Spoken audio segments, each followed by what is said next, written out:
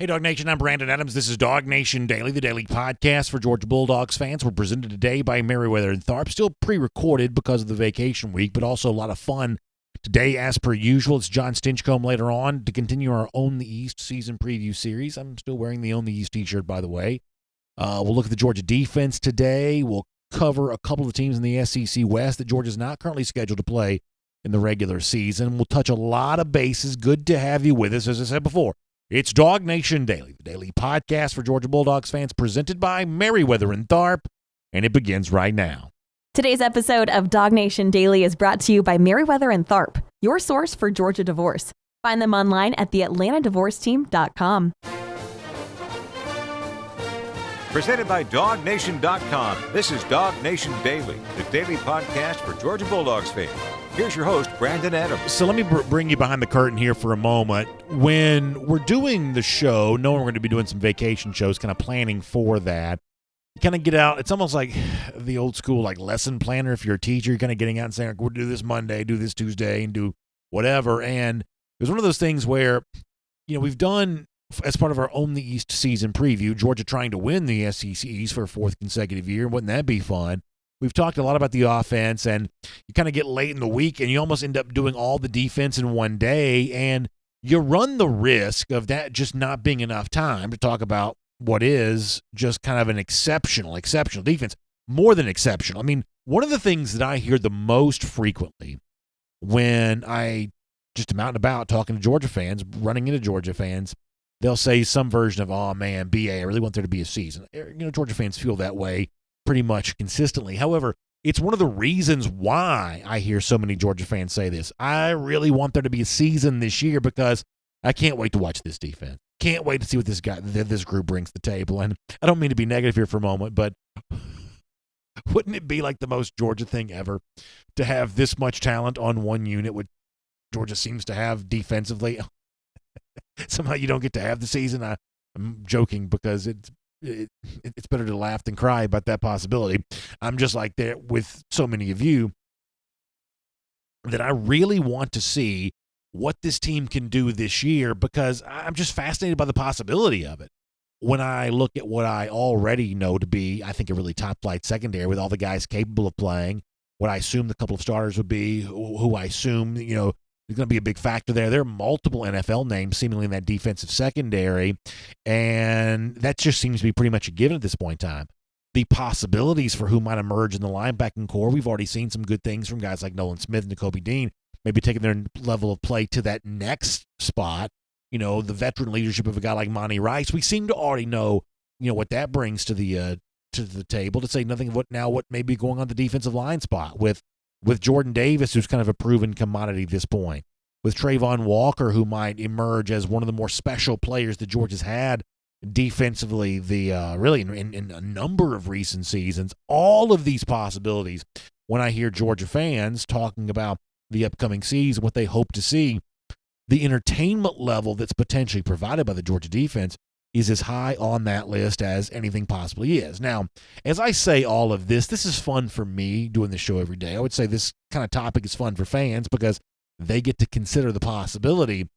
This topic is not fun for Kirby Smart at all. Given any chance to push back on hype and, bragging talk from people like me, blowhards that speak into a microphone for a living, Smart almost always does that. Think back to last year before the Florida game, when Georgia defensively had been on a pretty nice run, and Smart was asked by a reporter, do you think your defense is as good as everybody else seems to think it is? And Smart gave a pretty clear answer to that question. Here's what he said then. No. No, not close. Extremely sloppy in the last game. And, it's sad because you guys control the noise, but when you watch that tape, there's a lot more concern. Tackling, gap fits. If you went to a coach and said, watch this game, they would come in and say, that is atrocious. Tackling, fits, eye discipline, leverage, blockers, but walking around, whistling by the graveyard that everything's fine and we're just okay and we got good defensive numbers, and that's not the case when you watch the true integrity of it. You can't judge it based on number one statistics. You can't judge it based on a kid, playing in the pouring down rain that's not a quarterback. So, we haven't been tested in that regard, and we got to get better, and that's what we're doing this week.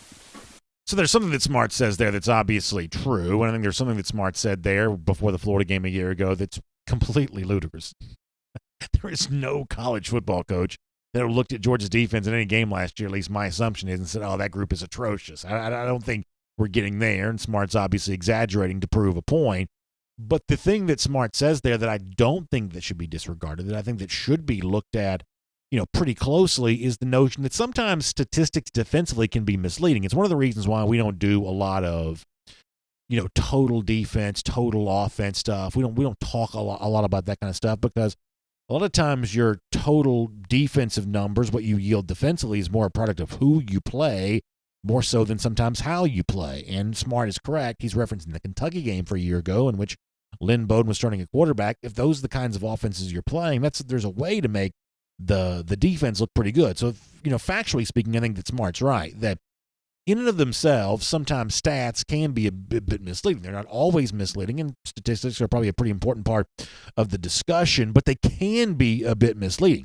However, beyond all of that, one of the reasons why Smart pushes back on some of the hype stuff is because I think he does have a pretty legitimate concern about how that hype can kind of fester and become a bit of an issue. Smart made an appearance on the ESPN College Football Podcast going back a few days ago.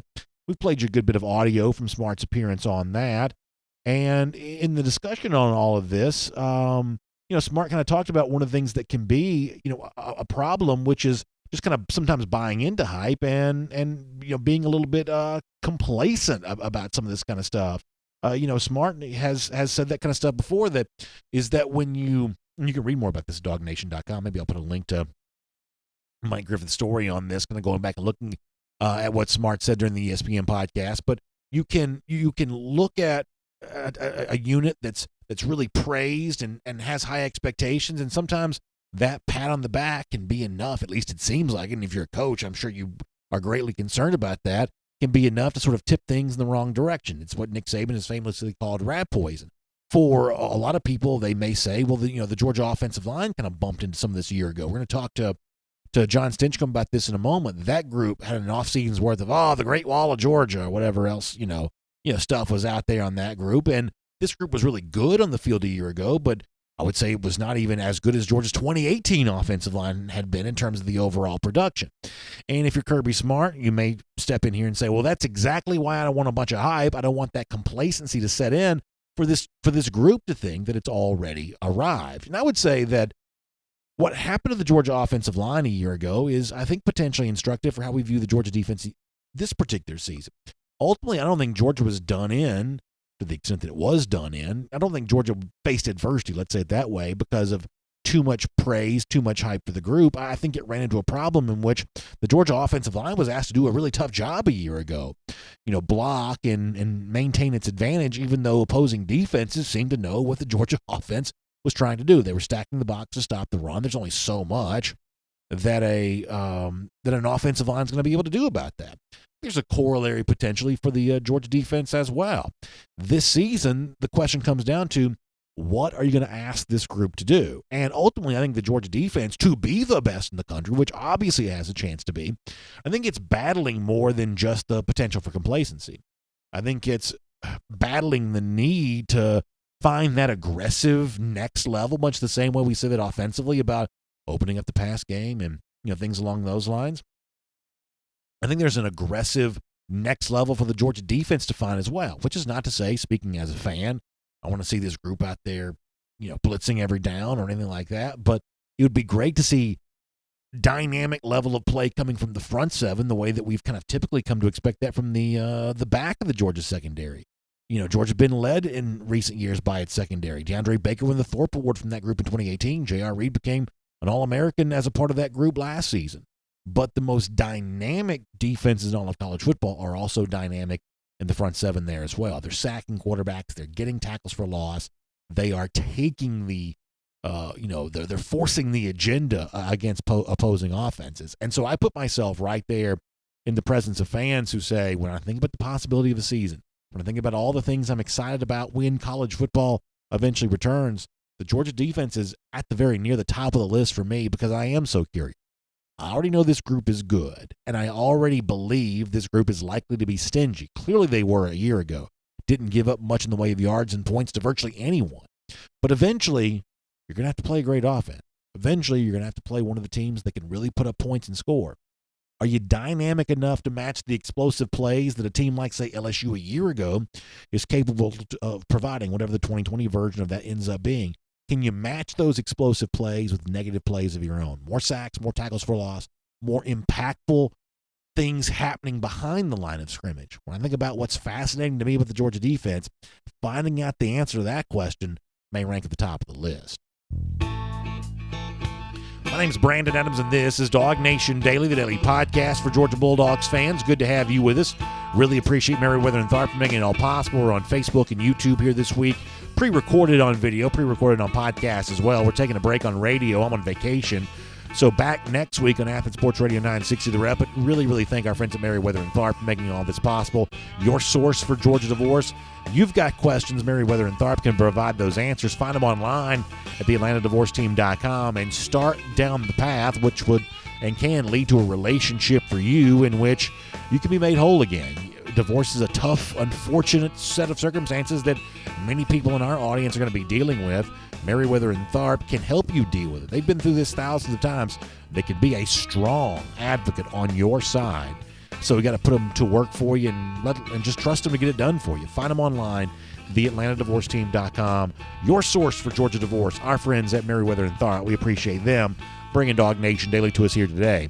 Instead of a whole lot more of me talking, I'm also going to get ready to roll into a little bit more from John Stinchcomb here in a moment. This will be John's final appearance on our show today as a part of our Own the East season preview series. And boy, that's been so much fun this week to look at all the things going on around Georgia, with all the ways in which Georgia can put together a roster that can win the East for a fourth consecutive year, and looking at some of the challenges that await Georgia in the SEC in trying to get that done. We'll preview some more of that later on. A look at LSU, Texas A&M, two teams that Georgia's not currently scheduled to play in the regular season, but given all the weirdness of this year, you never know how things might play out.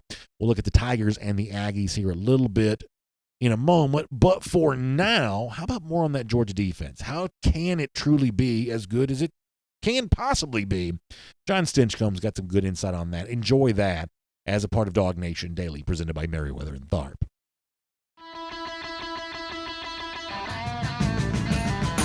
From Athens and across the SEC or wherever the recruiting trail may lead, here's a DawgNation.com insider.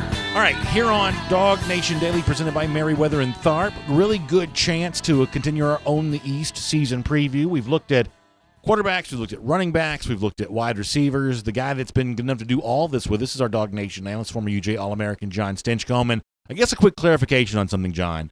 We didn't officially break out the offensive line as a part of our Own the East series, but you and I have talked about offensive line enough, and maybe giving short shrift here to the defense, only 1 day worth of looking at the entire unit, at least with you and me, when really we could spend an entire week talking about all the individual names. Hopefully we're not doing a disservice to what might be the nation's top defense by only spending 1 day talking about it here. I think once we make it this season, we're going to be talking about this defense a great deal. There's a lot of talent, and hopefully they're building on what was a pretty historic effort in 2019-20 season. So I think this could be a really special group, and I think we're going to be talking about them a great deal once they start taking the field. At the risk of being negative for a moment, I want to ask you this question. So a year ago, we would have been sitting here and probably did talk about the possibility this may be the greatest offensive line in college football with Georgia a year ago. The group was really good, but it was not the greatest unit in college football. There were some mitigating factors for that. The offense in itself was kind of a mess at times. If we looked at the defense and said, hey, we'll be sitting here a year from now saying, man, that defense ended up not being the best unit in the country. If we were to kind of think out loud for a moment, what would be a reason they might not fulfill the expectations that are there for them if you had to think of a couple? Well, I think what stands out first is every team that had success, you just feel like it's going to continue. That's the way it's supposed to be. If you win a Super Bowl, then we're at the precipice of a dynasty.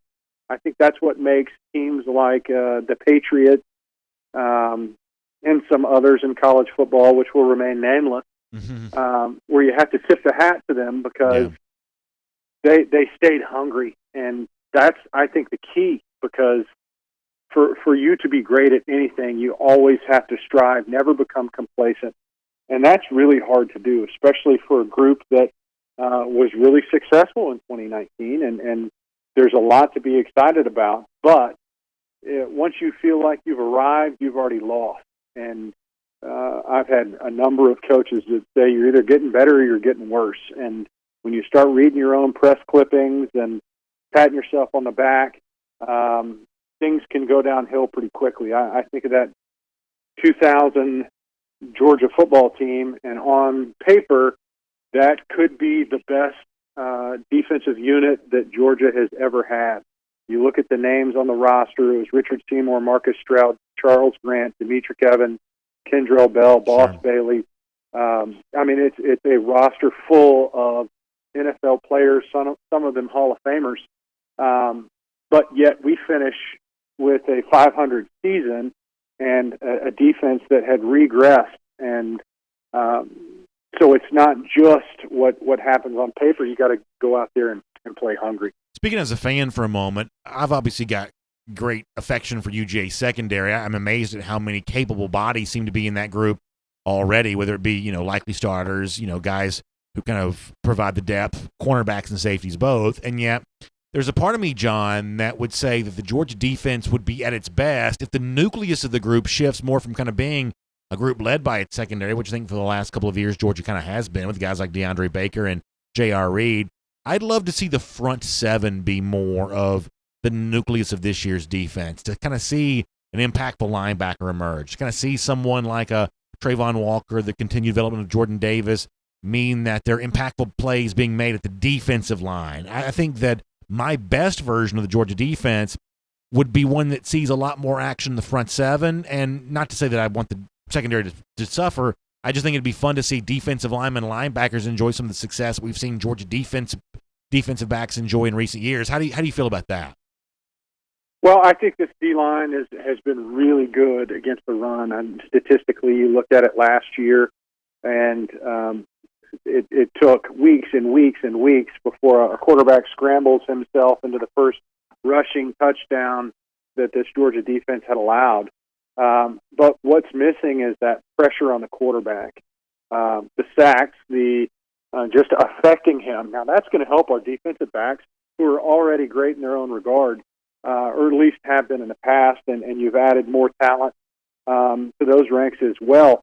But affecting the quarterback is not something that Georgia's been able to do consistently. And a guy like Trayvon Walker on the interior, or Nolan, or Aziz. I mean, there's a number of guys that have that ability, but I think if we can get two or three of them to really emerge as a blue dot that you have to be cognizant of and plan for, that's going to change and create so many more opportunities for this defense overall. And like you said, I think it all starts up front. And then the last thing, there's so much with the season that we don't know.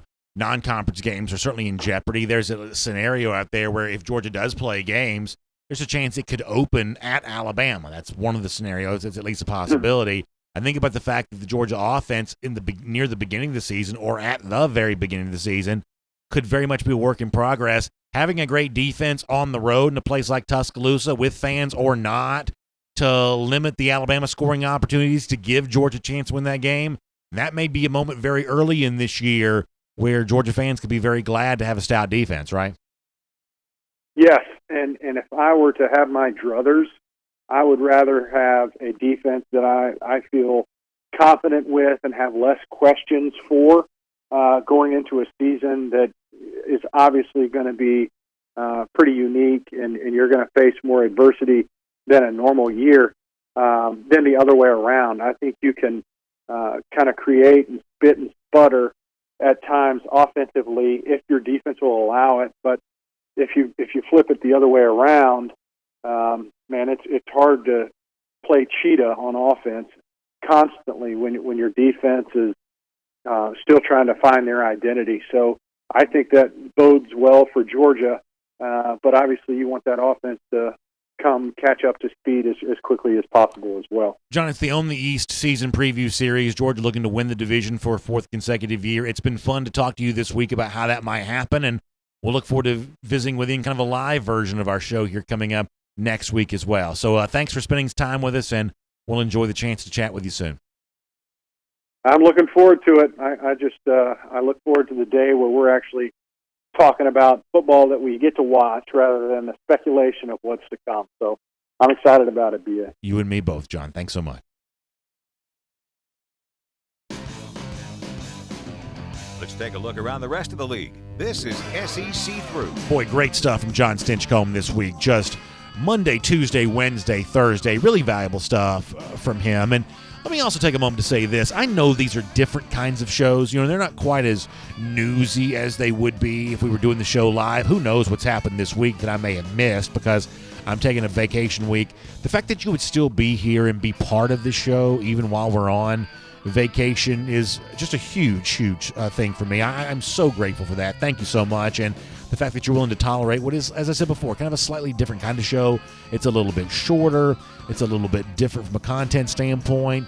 So we wanted to provide this for you. We wanted to put this out there, and the fact that you're willing to kind of be with us for it is a huge thanks. And by the way, thanks to our friends at Meriwether and Tharp for making today's show possible there as well. SEC Through time now, and we'll step outside the East, but kind of continue our Own the East theme here this week. Kind of a deep dive on a couple of the SEC teams.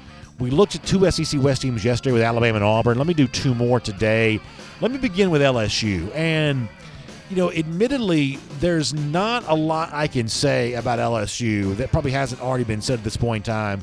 The one thing we always knew about this program, you know, prior to the Joe Burrow success of a year ago, was this was seemingly a team that usually had about everything but the quarterback. Last year that changed when Joe Burrow won the Heisman Trophy.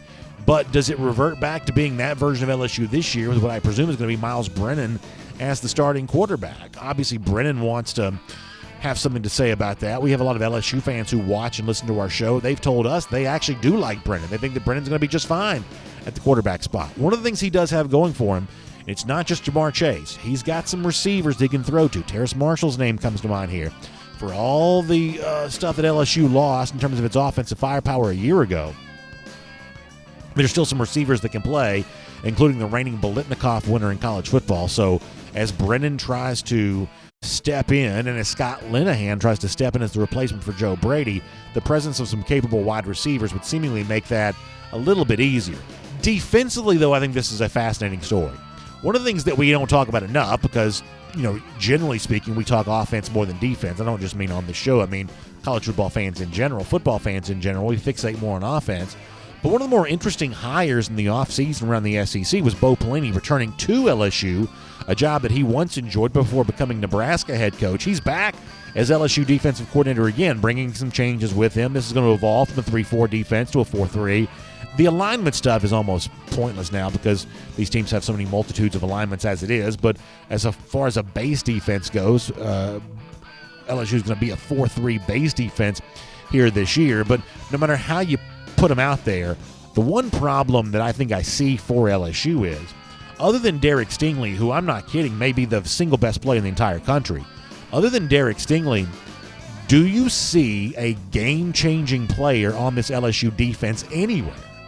I would say that Jacoby Stevens is a really solid starter. He may be a very good player, but is he a game-changing level player? I mean, that's one of the things that I think is going to be tough for Pelini, who I do think could be a very impactful hire. There's just not a lot in the way of proven talent on that roster right now. Defensively speaking, it's just not quite there. Stingley's as good as it gets, but you can avoid an all-world cornerback if you have to. And I'm not telling you it's going to be a disastrous LSU defense. I just don't see the great potential for, let me say it this way. This defense this season may resemble the one that LSU showed you at the beginning of last season as opposed to the one that emerged over the second half of the year. I'm just not really quite sure what's there beyond Derek Stingley, who may be as good as it gets. For Texas A&M, the presence of a veteran quarterback like Kellen Mond is a huge help. I think that Mike Elko defensively is one of the more underrated coordinators really on either side of the ball in the SEC. I think Elko is probably that good. Here is what I think really matters for Texas A&M more than anything else. And I've told you before, I think this team finishes second in the SEC West. I think they can go at 11-1 in the regular season. It could very well be that A&M's only loss could be against Alabama. Now, when I say 11-1, I do realize the fleeting chances of playing a 12-game schedule, but that's just sort of the language that I've learned to use after all of these years. Here is what matters to me, though, about Texas A&M. Is this group going to find a way to run the ball? If you really want to zero in on what's not elite about Texas A&M, it's that aspect on both sides of the ball. Isaiah Spiller has a chance to be this year for Texas A&M from a running back standpoint, what they have not probably had enough of. And conversely, A&M probably, I mentioned Elko is a good defensive coordinator before. One of the areas in which he could probably be better is in the ability to step up and stop the run. Better play along the line of scrimmage. This has not been a physical team. Jimbo Fisher wants to be a physical coach, but when you've been in the Big 12, it's sometimes hard to get the Big 12 out of you. I think that Kevin Sumlin, the former coach, is a coach much more comfortable out west than he is in the rough and tough SEC. And, rebuilding from a physical standpoint is not an easy thing to do. This year, Jimbo Fisher is going to try to do that. We'll make that your SEC through. So tomorrow on the show, our final of the vacation week, what we're going to do is we're going to slip in here and we're going to try to make some predictions for the entirety of the SEC. I may even get wild and crazy and get some playoff thoughts coming for you there as well. So we'll do that as a part of tomorrow's show. SEC East, SEC West, playoff picks, also recruiting talk with Jeff Sintel. So all that should be pretty fun tomorrow as a part of DawgNation Daily presented by Merriweather and Tharp. Big thanks to them once again for making all of this possible. Huge thanks to you for being here with us there as well.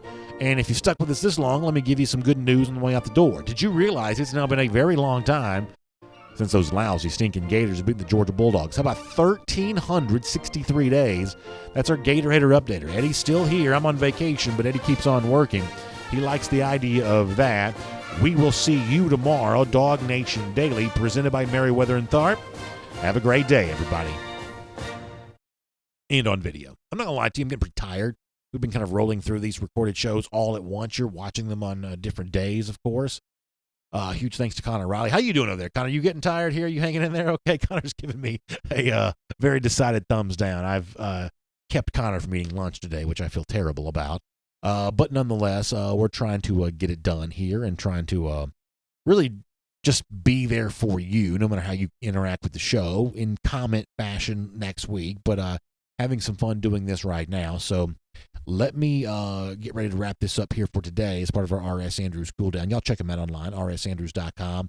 Water heater goes out, they'll replace it for you. You got questions about plumbing or electrical stuff. I don't know anything about that, but R.S. Andrews does. Find them online at rsandrews.com. Check out ajc.com for your Atlanta news now there as well. One more vacation show for us tomorrow, and then back in normal form, where we only do one show per day, which as of now seems like a pretty good deal. We'll do that tomorrow morning with you at 10 a.m. DawgNation Daily, presented by Merriweather and Tharp. R.S. Andrews Cool Down. Thanks for being with us, everybody. We'll look forward to seeing you tomorrow. For more DawgNation videos, check out youtube.com/DawgNation.